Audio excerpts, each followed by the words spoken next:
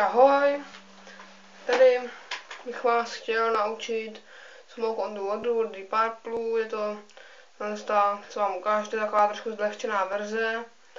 Potom, to už potom, můžeme jít na to. Smoke on the Water začíná na 6. struně, to je prázdný Ečko. Potom na Gčku, to je 3. pražec od 0. Ačko, to je 2. struna. Takže. Potom je prázdný Ečko, zase 6.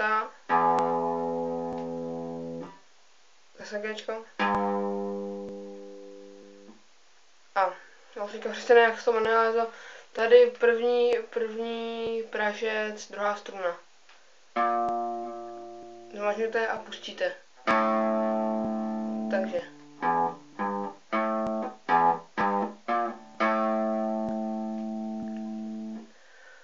A teďka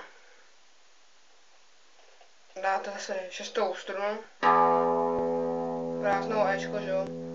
Zase Gčko. Ačko prázdný. 2. struna. A Gčko. A pustit. A máte.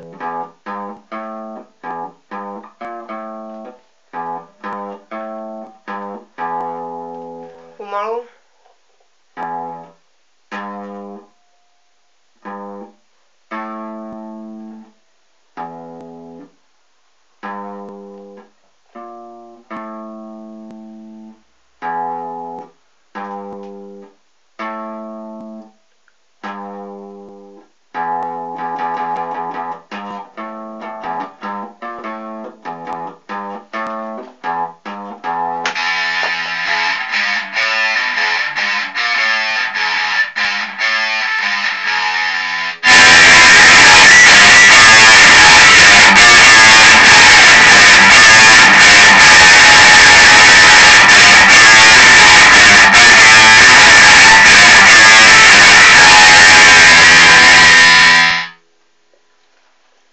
Tak, to máme od skladby Smoke on the Water.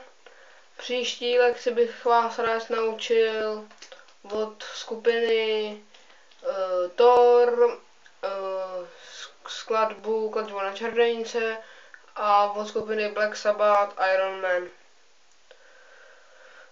Tak jo, čau, příští lekci.